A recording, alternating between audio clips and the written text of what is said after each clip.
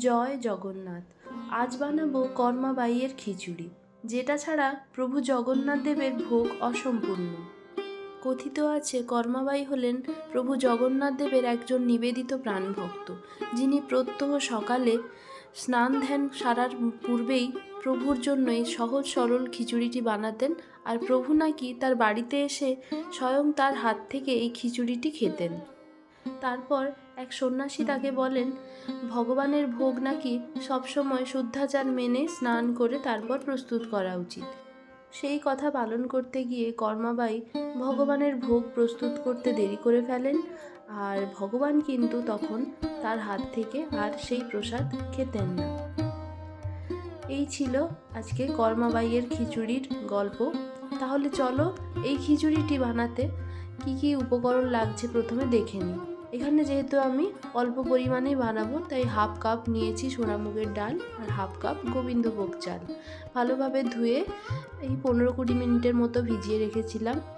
এবার আমি যে পাত্রে ভোগটি প্রস্তুত করব সেখানে পরিমাণ মতো জল নিলাম, ওই 3.5 কাপের মতো। তারপর ভিজিয়ে রাখা ডাল চাল দিয়ে দিলাম। এর মধ্যে এবারে দিয়ে দিচ্ছি 1 চামচ হলুদ গুঁড়ো, দিয়ে দেব গোটা জিরে আর আদা বাটা। লবণ আমি দিচ্ছি না, তবে যেহেতু ভগবানের ভোগ এক্ষেত্রে কিন্তু সন্ধব লবণ ব্যবহার করা যেতে পারে। এখানে আমি মোটামুটি 15 মিনিটের মতো রান্না করে নিয়েছি। চাল ডাল ভালোভাবেই সেদ্ধ হয়ে গেছে। এই পর্যায়ে দিয়ে দেব নারকেল কোড়া। এখানে আমি নরম নারকেল দিয়েছি, তবে আপনারা কিন্তু যে কোনো নারকেল কোড়া দিতে পারেন। লঙ্কা যেহেতু দিচ্ছি না, সামান্য একটু গোলমরিচের গুঁড়ো দিলাম আর অল্প একটু দিয়েছি গুড়। সবশেষে দিয়ে দেব 1 চামচ ঘি, যেটা কিন্তু এই খিচুড়ির স্বাদকে দ্বিগুণ করে দেবে। ভালোভাবে নেড়ে চেড়ে মিশিয়ে নিয়ে পরিবেশন করব ভগবানের জন্য কর্মাবাই খিচুড়ি।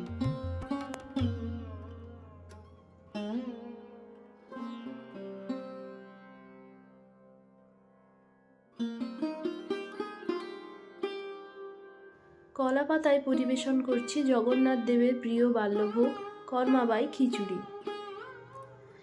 এই কর্মাবাইয়ের খিচুড়ি আমাদের শেখায় ভক্তিভরে বানানো যে কোনো ভোগই ভগবানের কাছে অমূল্য।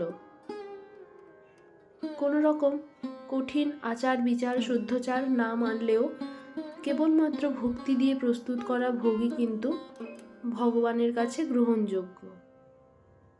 সামনের রথযাত্রায় ভগবানকে অবশ্যই এই ভোগ বানিয়ে নিবেদন করুন। আর এরকম আরও রেসিপি পেতে আমার চ্যানেলটির সাথে অবশ্যই জুড়ে থাকুন।